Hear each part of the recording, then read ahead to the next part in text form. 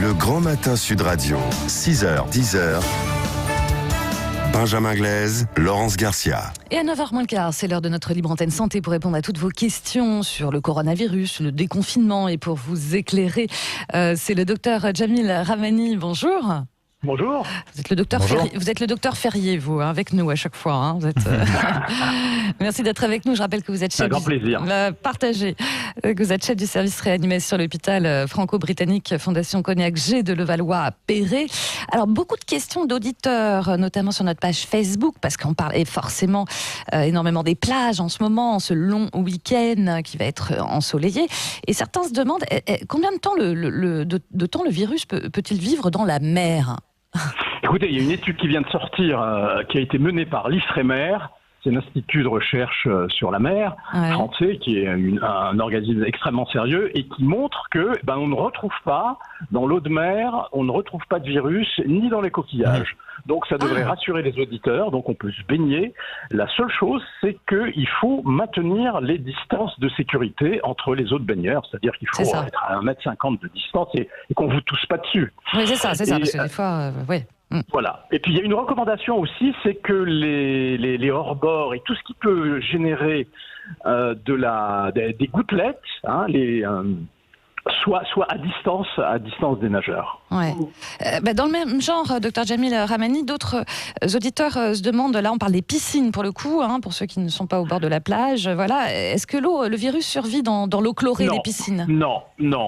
Quand les piscines sont bien surveillées et quand les concentrations en chlore sont comprises entre 1 et 3 mg par millilitre d'eau, eh bien, il n'y a pas de risque. Le seul risque, je vous dis, c'est la négligence de la distanciation sociale. Sinon, l'eau chlorée, ça tue, le chlore, ça tue le virus. Ouais, donc les toutes petites piscines pour les enfants à 12 dedans, c'est pas terrible, quoi. Non, il faut vraiment 1 mètre à 1,5 m, idéalement 1,50 m entre les baigneurs. Alors, d'autres questions qui n'ont rien à voir. Certains s'interrogent, les vaccins contre la pneumonie, est-ce qu'ils protègent contre le corona ? Non. Bon, voilà, comme ça mérite d'être clair. Non, ça ne protège pas contre le corona, mais ça protège contre le pneumocoque. Mais pas contre le coronavirus. Alors, au standard, au 0826 300 300, on a bien sûr forcément plein de questions de nos auditeurs. Bonjour Mohamed.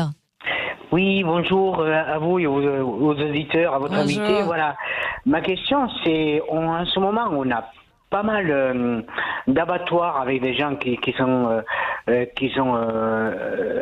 positifs, et je voulais savoir, est-ce que ce virus ne serait pas à l'intérieur des carcasses des animaux qui sont dans les abattoirs, ou alors c'est des abattoirs qui ne sont pas bien désinfectés. Et le problème, c'est que tous les gens qui travaillent dans ces abattoirs, c'est pas uniquement en France, c'est un petit peu sur toute la planète, ils sont tous touchés. C'est un petit peu un grand nombre. Je voulais savoir, est-ce que c'est dû mauvais entretien des locaux, les gens qui introduisent ce virus à l'intérieur des abattoirs, ou alors c'est les carcasses d'animaux qui sont infectées. Docteur Jamil Rahmani. Non, ce ne sont pas les carcasses d'animaux qui sont infectées, ce sont, j'ai cru comprendre que dans les abattoirs, la distanciation n'était pas forcément respectée, et ce qui a permis la diffusion du virus.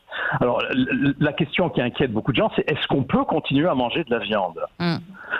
Oui, parce que quand la viande est cuite, quand elle est cuite à plus de 60 degrés pendant plusieurs minutes, il y a peu de risque. Parce que le virus est très sensible à la chaleur. Quand vous faites griller de la viande, vous la portez à une température qui tue le virus. Donc voilà. Le fameux barbecue.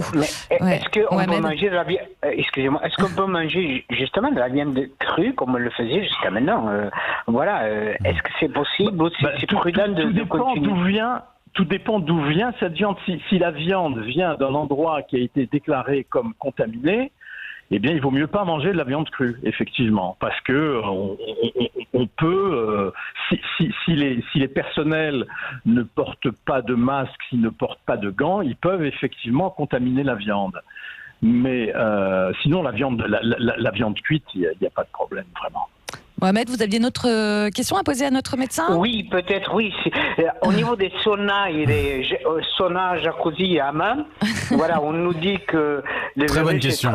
est transmis par gouttelettes. Je pense que dans un sauna, la température est très élevée, peut-être il n'y a pas de risque, mais dans les hammams et les jacuzzis, quel risque on prend hein? Dans les jacuzzis, comme l'eau est très chlorée dans les jacuzzis, comme l'eau est très chaude, il n'y a pas de risque. Le seul risque, je vous dis, c'est le non-respect de la distanciation. C'est-à-dire qu'il faut vraiment que soit vous soyez seul dans votre jacuzzi, soit vous soyez à 1 mètre, 1,50 m de la personne qui est avec vous. Ouais. Merci beaucoup, Mohamed. Belle journée du côté de Perpignan. Il va faire beau, hein. Donc vous pouvez faire du barbecue dans votre jardin. C'est chaud. Ouais, c'est ça.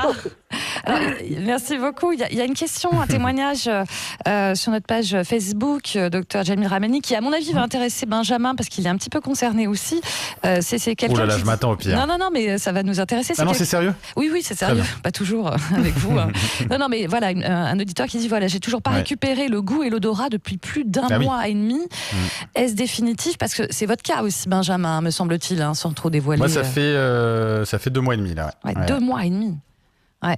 On a une réponse là-dessus ? On dit qu'en moyenne, le goût et l'odorat reviennent en 3 mois. 3 mois. Et que on peut avoir une perte du goût. Mais vous savez, c'est une maladie qui est très récente. Donc on dit ça par analogie avec d'autres maladies qui font perdre le goût et l'odorat. Moi, j'ai eu un très gros rhume il y a 1 an et j'ai perdu le goût et l'odorat et c'est revenu en 15 jours. Et on dit J'avais une question d'ailleurs par. Attendez. Au bout d'un an, si ça ne revient pas, eh ben, il faut faire de la rééducation olfactive. C'est quoi de la rééducation olfactive ? C'est-à-dire sentir différentes senteurs plusieurs fois dans la journée pour essayer de rééduquer ces cellules olfactives. Mais ça, on passe par un médecin ou on fait ça tout seul à sentir dans son frigo du camembert qui pue Non, on passe par son ORL. On passe par son ORL pour ça. Ouais. Benjamin, vous aviez une question pour le médecin ? Oui, parce que justement, vu qu'on parle de goût et d'odorat, il y a aussi, moi j'avais cette question sur la sensibilité. Enfin, c'est-à-dire que, par exemple, sur la préhension, quand j'ai un objet en main, un stylo par exemple, je vais avoir tendance de temps en temps à le lâcher sans faire attention. Donc, est-ce que ça peut jouer là-dessus ou pas ? Écoutez, on sait que le virus peut atteindre le système nerveux central et que on peut effectivement avoir des troubles du goût, de l'odorat et des troubles éventuellement de la préhension.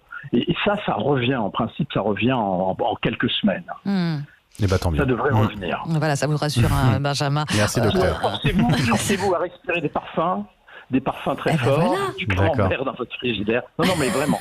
Qu'est-ce que vous avez dans votre frigo, Benjamin, là, en ce moment, pour tester ? J'ai pas de camembert, mais j'ai du fromage, j'ai du Beaufort. Ça va faire l'affaire. C'est pas mal. Des poisses. Je ferais ça. Il y a pas mal de questions aussi, docteur Jamil Ramani. Il y a beaucoup de gens qui sont aussi allergiques au paracétamol. En cas de fièvre, qu'est-ce qu'on fait ? Ça, c'est très embêtant. Si on est allergique au paracétamol, on n'a pas grand-chose. C'est ça, mais en attendant... Parce que les seules choses qui font diminuer la fièvre, ce sont les anti-inflammatoires, c'est l'aspirine, ces deux-là sont contre-indiqués, et le paracétamol, si on est allergique, on prend son mal en patience.